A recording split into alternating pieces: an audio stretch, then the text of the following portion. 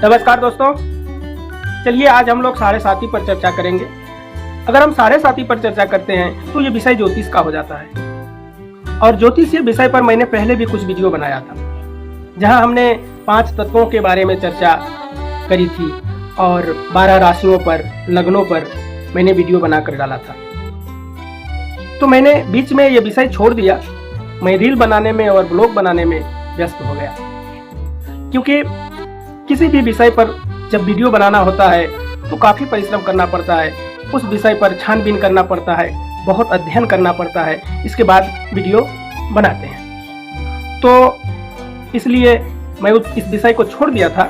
और हमारा एक दोस्त हमको पर्सनली बोला था कि आप ये सब वीडियो बनाते हैं, आपको सूट नहीं करता है, क्योंकि आप ज्योतिषी नहीं हो, आप आचार्य नहीं हो। मैंने कहा बात तो सही है भाई, हम तो ज्योतिषी नहीं है, हम आचार्य नहीं है। लेकिन सुनो भाई, रामचरितमानस में एक चौपाई है कि सकल पदार्थ यही जग माही कर्म हीन नर पावत नहीं। सब कुछ इसी संसार में है। हम और आप चाहेंगे तो सब कुछ कर सकते हैं, कुछ भी दुर्लभ नहीं है, हम कोशिश नहीं करते हैं। देखिए, ज्ञान तो एक ऐसा चीज है, आप इसे कहीं से भी हासिल कर सकते हैं। ज्ञान आप कहीं से भी ले सकते हैं, केवल डिग्रियां लेने के लिए आपको विश्वविद्यालय या फिर विद्यालय में जाना पड़ता है। तो मैंने इस तरह अपने दोस्त को समझाया। और आजकल देखिए, लोग चोली, लहंगा, घघरा, ढोढ़ी पर वीडियो और रील बना कर वायरल हो रहे हैं। कभी तो किसी ने विरोध नहीं किया। और हम तो चलिए 2-4 बात जो करता हूँ वो ज्ञान की बात करता हूँ, शास्त्रों की बात करता हूँ, तो इसमें भला कैसे किसी का आपत्ति हो सकता है। और मैं अगर किसी विषय पर वीडियो बनाता हूँ तो उस विषय पर पहले ठीक से अध्ययन करता हूँ, फिर अपनी बात आप लोगों के सम्मुख रखता हूँ। अगर आप हमारे बात से सहमत हैं तो सहमत हैं, और नहीं है तो नहीं है, और क्या। आइए अब देर न करते हुए विषय पर आ जाते हैं और साढ़े साती पर चर्चा कर लेते हैं। ये साढ़े साती क्या होता है, क्यों साढ़े साती से लोग डरते हैं? दोस्तों, साढ़े साती का विचार शनि के गोचर से किया जाता है।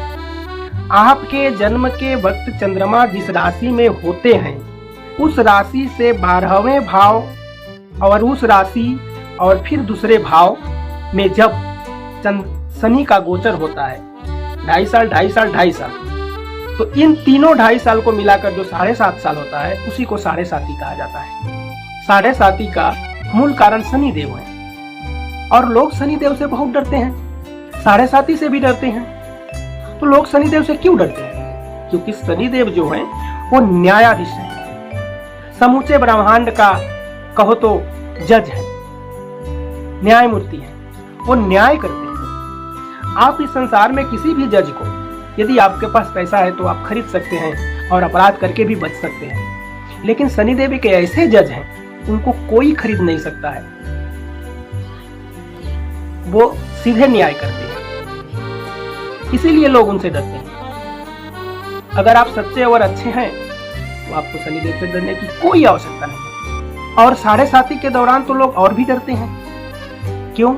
क्योंकि ये जो 7.5 साल होता है, आपके राशि में 2.5 साल, और आपके राशि से 12वें भाव में 2.5 साल, और फिर आपके राशि से दूसरे भाव में 2.5 साल, इन तीनों 2.5 मिलाकर जो 7.5 साल का अवधि होता है, इस दौरान मान लीजिए आपका फाइल शनिदेव के हाथ में होता है। आपका मुकदमा साढ़े साती नामक कोर्ट में चल रहा होता है, जहां के जज स्वयं शनिदेव होते हैं, और वो तो न्याय करते हैं। आप गलत हैं तो आपको सजा मिलके ही रहेगा, आप सही हैं तो आपको कुछ नहीं होगा। तो इसलिए लोग डरते हैं। मैं आपको सलाह के लिए एक बात कहना चाहता हूं कि मान लीजिए अगर आपका केस साढ़े साती नामक कोर्ट में चल रहा हो, तो आप हनुमान जी को अपना वकील कर लीजिए। हनुमान जी ही एक ऐसे वकील हैं जो आपके सजा को कुछ कम करवा सकते हैं शनिदेव से बोलकर।